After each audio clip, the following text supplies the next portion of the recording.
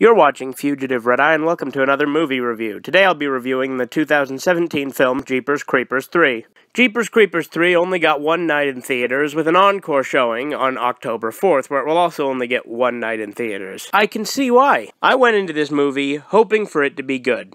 I didn't expect much of it, but I still hoped. Here's the thing. I love Jeepers Creepers 1 and 2.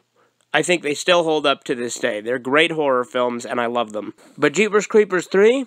No, not at all. So we went and saw it, and Jeepers Creepers 3 takes place immediately after the first film, and bridges the time between the first and second film. Which, first off, why the hell is that so common nowadays? Second, it doesn't really give anything necessary to understand either the first or second film. There's no new relevant information. In fact, there's a lot of contradictions. For instance, there's these kids that know about the creepers, sort of, and they talk about it like it's a well-known urban legend because they recognize the whole Be Eating You license plate, and the, one kid even mentions the Jeepers Creepers song, which, first off, makes absolutely no sense whatsoever. Because that's, I think, one of the biggest misconceptions about the first film. People think that the song has to do with the creature itself. No. The song was an omen specific to the main character for the first film to signify his death was near.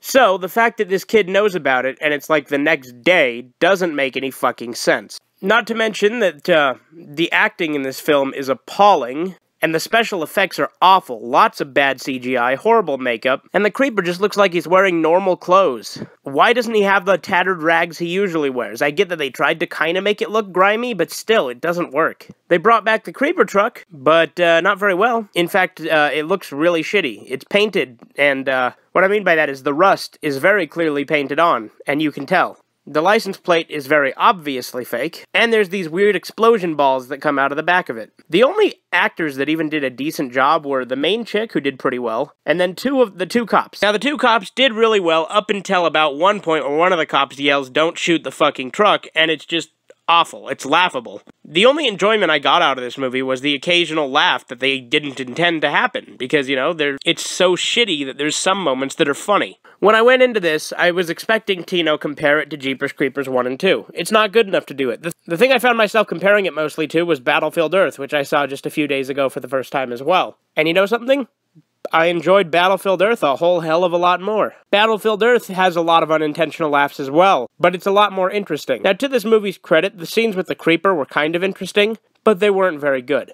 Not to mention, like, 90% of this movie takes place in the daylight, which to me takes away a little bit of the atmosphere from a horror film. Because, I mean, yeah, in the other films there were some scenes that took place in the daylight, but they were more ominous. Also, what I don't get is this is called Jeepers Creepers 3 Cathedral, and the only scene with a cathedral is in the very beginning. This movie clearly had a very minimalistic budget. Like, you can tell, it's a very cheaply made movie. Which doesn't necessarily ruin it, but the fact that it was so shitty did. This looks like a straight-to-DVD sequel, and that's probably what it ought to have been. I honestly think that the whole reason that they did one night in theaters was to try and sell tickets, because they're like, we know this movie's shit, but let's just put it in theaters for one night, because then people will think, oh, we gotta get tickets this one night because it's so limited.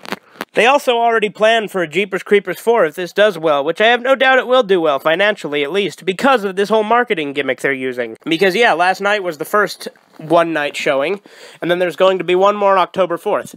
I urge everyone to avoid seeing it on October 4th. But anyway, that's about all I really have to say. You may have noticed I didn't talk about the plot that much, but really there's not much to talk about. The creeper goes around and kills people. That's about it. Is it the worst thing I've seen? No. Is it the worst sequel I've seen? Also no. The worst sequel I've ever seen is Exorcist II: The Heretic. This is also better in my opinion than Wishmasters 3 or 4. Those are just unwatchable. I mean, so is this, but this is slightly more watchable. And I'd say this is just barely worse than Nightmare on Elm Street Part 2. Nightmare on Elm Street Part 2 being the only part of the original series I don't like. So, overall, this is not as bad as Exorcist II: The Heretic or Rob Zombie's second Halloween movie. I like his first one, but not the second. Regardless, this movie is not the worst I've seen, but it's definitely not good.